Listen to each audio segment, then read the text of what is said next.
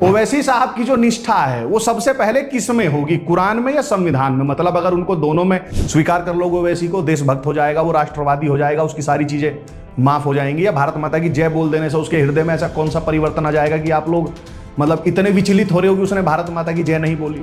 कायदे से तो राइट विंग वालों को ओवैसी के जय भीम बोलने से ऑब्जेक्शन होना चाहिए था। इस्लाम में जो सम्मानित व्यक्ति होता है उसके नाम के आगे रहमतुल्लाह अलैह लगाते हैं ये लोग। और दोस्तों कैसे हैं आप सभी लोग? उम्मीद करता हूं ठीक होंगे। अभी जब ये लोकसभा चुनाव के नतीजे समाप्त हुए और जो लोग जीते, जो सांसद जीते थे, वो शपथ ले रहे थे। उसी में असदुद्दीन ओवैसी ने शपथ ग्रहण करते टाइम जय फिलिस्तीन का नारा लगा दिया। जय भीम, जय मीम, जय तेलंगाना, जय फलस्तीन, तकबीर, अल्लाहु अकबर।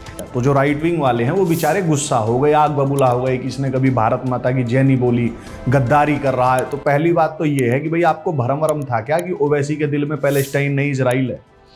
दूसरा, तुम्हें ओवैसी से भारत माता की जय क्यों बुलवानी है? चलो मान लिया एक बार को वो बोल देता है तकिया करते हुए, फिर स्वीकार कर लोगे ओवैसी को, देशभक्त हो जाएगा, वो राष्ट्रवादी हो जाएगा, उसकी सारी चीजें माफ हो जाएंगी, या भारत माता की जय बोल देने से उसके हृदय में ऐसा कौन सा परिवर्तन आ जाएगा कि आप लोग मतलब इतने विचलित हो रहे हो कि उसने भारत माता की जय नहीं बोली?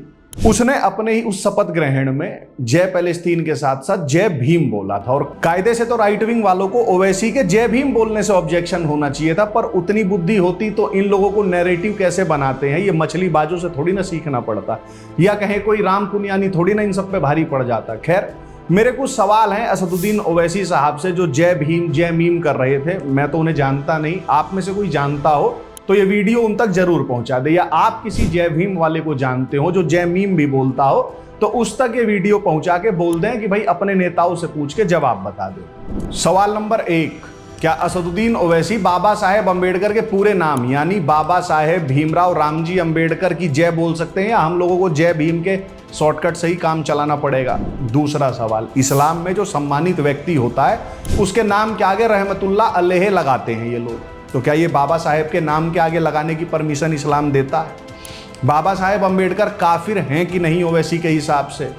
क्या बाबा साहेब अंबेडकर को कयामत के दिन जन्नत मिलेगी, या उन्हें भी काफिरों की तरह दोजख की आग में ही जलना पड़ेगा?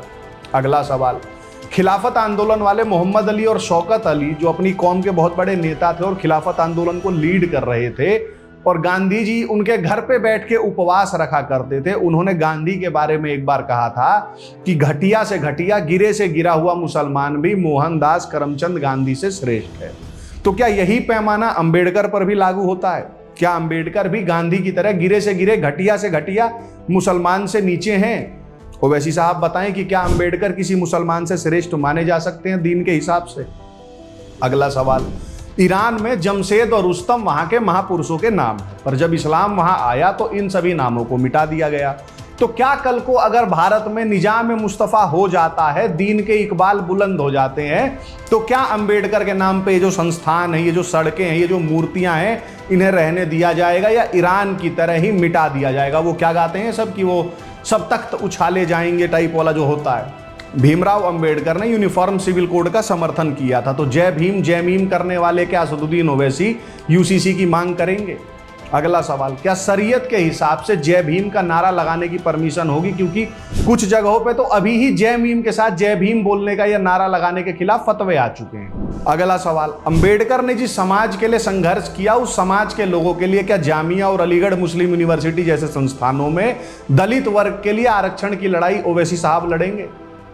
नरेंद्र मोदी ने BR अंबेडकर के जन्मदिन को राष्ट्रीय अवकाश घोषित कर रखा है, तो क्या कल को अगर निजाम मुस्तफा होता है तो यह अवकाश जारी रहेगा? अगला सवाल, कल को अगर जय मीम अगर संख्या में ज्यादा हो जाते हैं या नहीं भी हुए, पर स्ट्रेटेजिकली वोटिंग करके अलायंस वगैरह ये सब करके निजाम मुस्तफा ले आते हैं, सत्ता में आ जाते हैं, तो क्या देश अंबेडकर के बनाए संविधान से चलेगा या शरीयत से चलेगा? अगला, ओवैसी साहब की जो निष्ठा है वो सबसे पहले किस में होगी, कुरान में या संविधान में? मतलब अगर उनको दोनों में एक चुनना पड़ा कि भाई इन दोनों में से एक के हिसाब से देश चलेगा, तो वो कौन से वाले को चुनेंगे, कुरान को या संविधान को?